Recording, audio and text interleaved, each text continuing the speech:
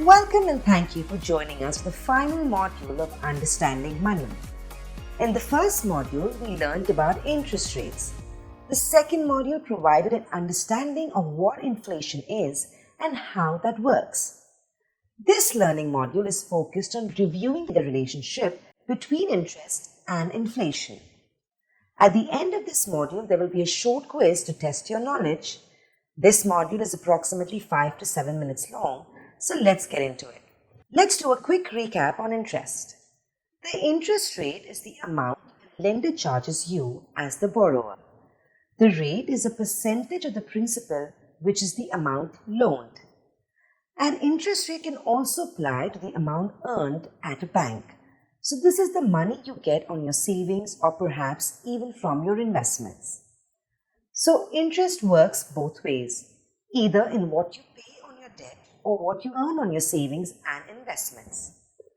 The Reserve Bank of India, RBI, is the primary making the decision on whether the interest rates go down, stay the same or go up. The RBI makes the decision on interest rates and are basically setting the repo rate. The repo rate is the rate at which the RBI lends to banks. The bank then takes the repo rate and adds their profit margin to decide what rate they will lend to you or pay you.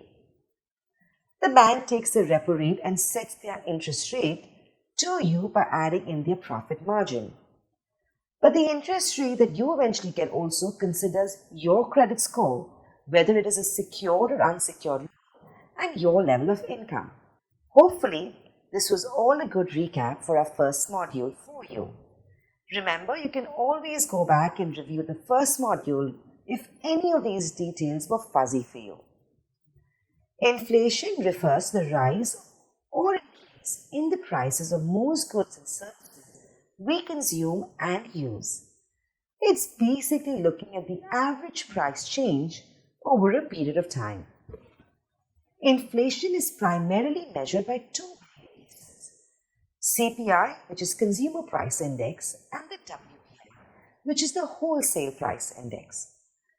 The Wholesale Price Index measures wholesale price changes, while the CPI calculates the difference in the prices of the commodities and services such as food, medical care, education, electronics, etc.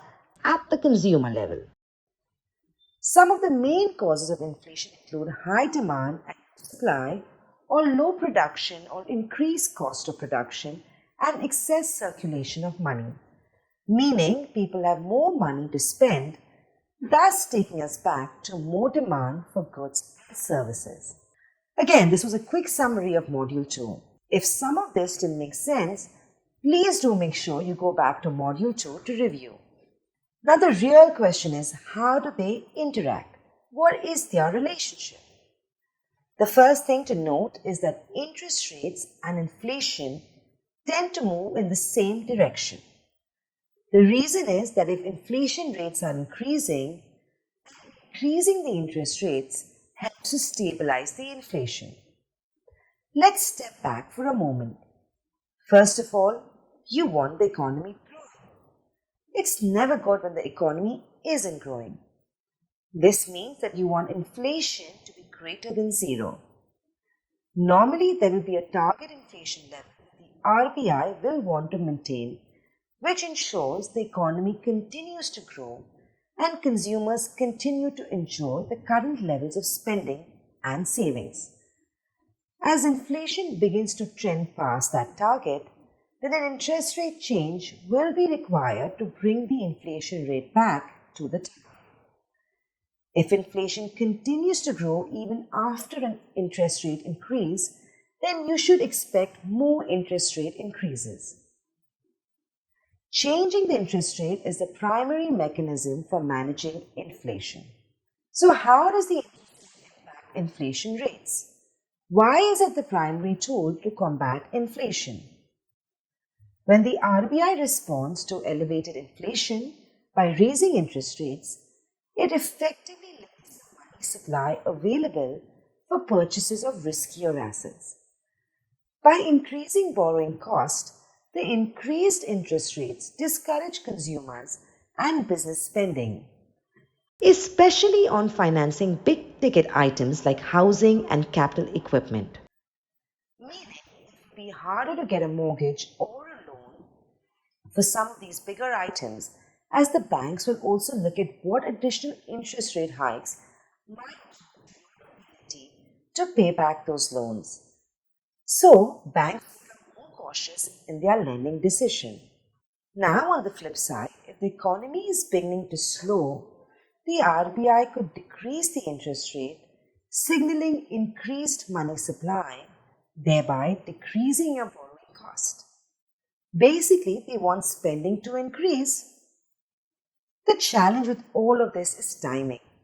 There is a lag in indicators, you don't exactly know when to make these rate changes, which is why it's a big deal when an interest rate change has been announced. It could be that we are seeing prices increasing more than they usually do. But that rising trend in and WPI may not be so apparent until a few months later. So it takes time before the RBI increases the interest rate. Or sometimes a rise is being seen in the CPI and WPI, but it could be very short lived. Maybe the increase was only there for 4 months, but then stabilized. But in the meantime, the RBI may have already increased the rates, thereby impacting the economy negatively when it wasn't required. The RBI will tend to be more cautious, though, than the explanation here and have many people involved in making these decisions.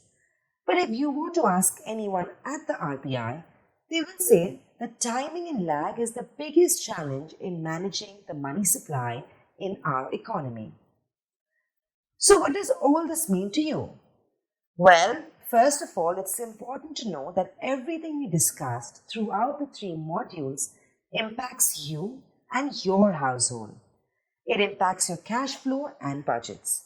It impacts your personal and financial goals and objectives, as these decisions will impact the savings you have and how you use them. It also impacts your lifestyle and ability to afford things you may or may not need. Your financial plan is built on assumptions. Assumptions on your mortality, assumptions on how much money you need in retirement to live a comfortable life, assumptions on what rate of return you will get on your investments, and there will be assumptions on inflation and interest rates and your ability to pay off your debt and so forth. Understanding money from a macro, meaning from a big picture stance, will help you further fine tune your own financial plan. With that, thank you for taking the time to educate yourself on the inner workings of money. Wish you all the best on your quiz, and we look forward to you joining us for a future For Her education program. Thank you. Question 1. Interest and inflation tend to move A in the opposite direction, B the same direction, C none of the above.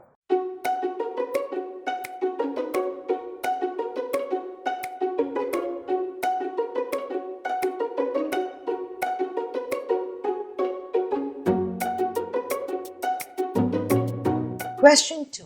True or false? Increasing interest rates manage inflation by limiting the money supply and decreasing borrowing costs.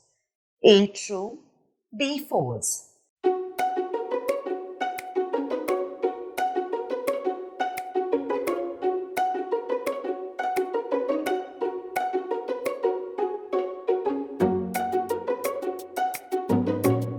Question 3. True or false?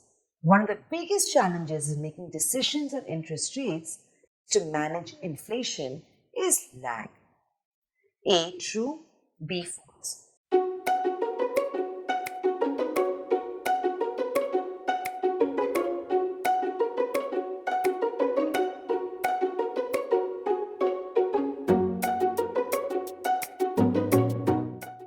Mutual fund investments are subject to market risks. Read all scheme-related documents carefully.